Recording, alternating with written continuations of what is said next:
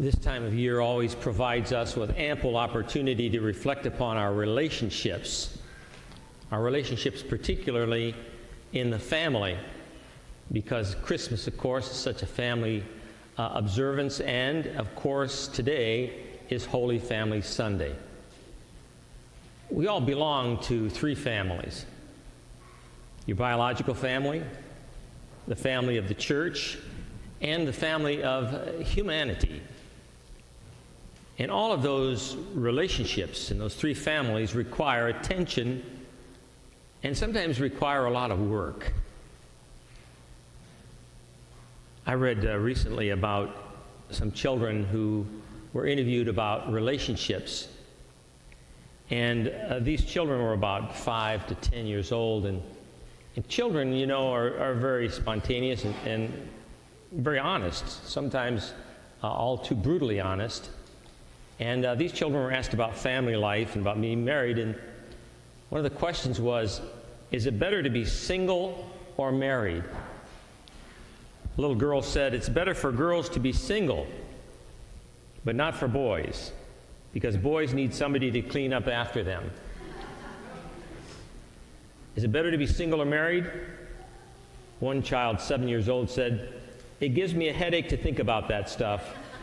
I'm just a kid. I don't need that kind of trouble. And then there was a question, how do you make love last? One child said, spend most of the time loving instead of going to work. There's some wisdom in that. How do you make love last? Don't forget your wife's name. That will mess up your life forever. Silly, but a lot of wisdom there. There's nothing silly or humorous about the criticalness, the urgency of working at our relationships in family. Biological family, church family, and family of humanity.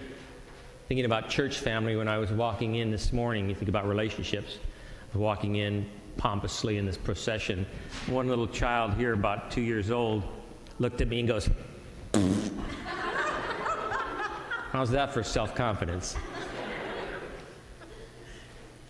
Kids. Kids are beautiful, but it's true we have to work on our relationships. How well do I treat the members of my family? How well do I treat the members of my parish? How well do I treat other people as members of the family of mankind, humankind? St. Paul, in this letter to the Colossians, chapter 3, I think gives us a great outline or a formula, the ingredients we need in order to have healthy relationships. What does St. Paul say? He says, put on, as God's chosen ones, holy and beloved, heartfelt compassion. You notice he uses the word put on, words put on. It's like you put on a garment, something that you see, it's something you wear, it's something that's obvious to people. Put on, let it be shown that you are holy and beloved through your heartfelt compassion, through your kindness, through your humility, through your gentleness, through your patience. Then he goes on to say, bearing with one another, that's difficult. Forgiving one another, even more difficult. If one person has a grievance against you, forgive them as the Lord has forgiven you. Difficult, but essential if we want to have healthy relationships with our families. Someone once said that the Christian life comes down to this: love people and use things, not use people and love things. I think that says it. Love people and use things, not use people and love things.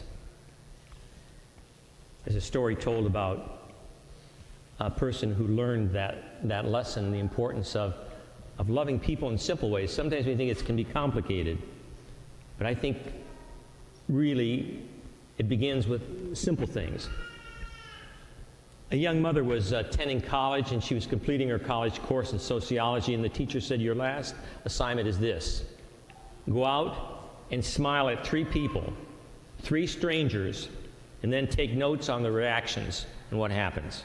It was called Operation Smile. Soon after, the mother, her husband, and the son, little boy, were at the McDonald's on a cold, wintry day like this.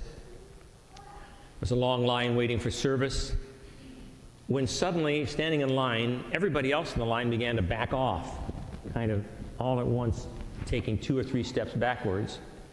The woman didn't know what had happened until she looked and saw 2 obviously very poor men walking in. They had dirty, tattered clothes on, filthy dirty, in fact. Hygiene was terrible, body odor almost unbearable. She looked at one of the 2, the one that was closer to her, and he began to smile at her.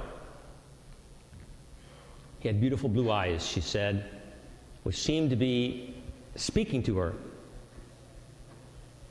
as if those blue eyes were saying, "I'm a human being too. I need your acceptance too." He said good morning as he counted out the coins in his hand to buy something. The second man fumbled with his hands as he stood behind, and it appeared that the blue-eyed man was the caretaker for this other man. The woman could hardly contain herself. She began to tear up as she saw these 2 men. And the blue-eyed man said to the waitress, "Miss, just 1 cup of coffee. That's all." Well, it was obvious they didn't have money enough for 2 cups of coffee, but they had to buy something in order to come in out of the cold. Then she said something came over her. You know, when you feel like something's coming over you, and it's a feeling or a sense that you are to do something good and wholesome and compassionate, do it because it's God knocking. She felt God knocking as this sense came over her to do something, so she smiled. She smiled at the man and then ordered 2 more breakfast meals on separate trays for the men. She carried those to the table where these 2 men were sitting, and still smiling, she said, "God is here working through me to give you hope." The man's eyes lit up, and she started to cry as she returned to her table. Her husband and son smiled at her as she sat down.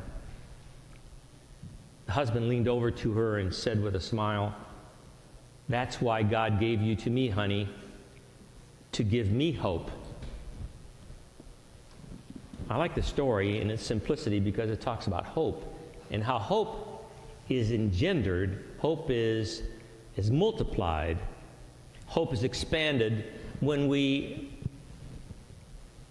do simple things to acknowledge and to accept the people God sends our way. A simple smile can go a long way. I think we're too focused on ourselves, we're too closed in on ourselves. I'm talking about myself. We hardly notice sometimes the people that are around us. I think it's getting worse, not better. So on this New Year's, we want to think about hope. As this story talks about hope. She told the man that God was giving him hope, those 2 men. Her husband told her that she was giving him hope. Hope. That through simple acts of kindness, spontaneous, random, can give people a sense that there is a better tomorrow. Even as bad as today is, tomorrow can be better. Because God is working in our lives in simple yet profound ways. Love people and use things, not use people and love things. We live in a world of plenty, and there's plenty of opportunities for us to break out of our shell, our focus. And I've said it before and I'll say it again. Put the cell phone down and notice the people around. I do it all the time. I'm sitting on a bench waiting for something. I grab the phone instead of looking at the people. Put the phone down and smile at the people that walk by you. You never know what that smile can do in giving somebody hope. Observe the people. Look at people in their eyes. I also notice a lot of times people don't look at you in the eye anymore. They don't even look at you.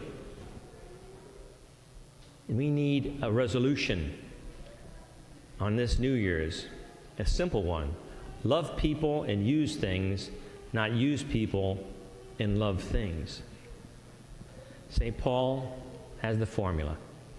Put on God's chosen ones heartfelt compassion, kindness, humility, gentleness, patience, forgiveness, and above all, put on love. And love is translated in simple ways, in simple things that we can do to let people know that there is hope for a better tomorrow.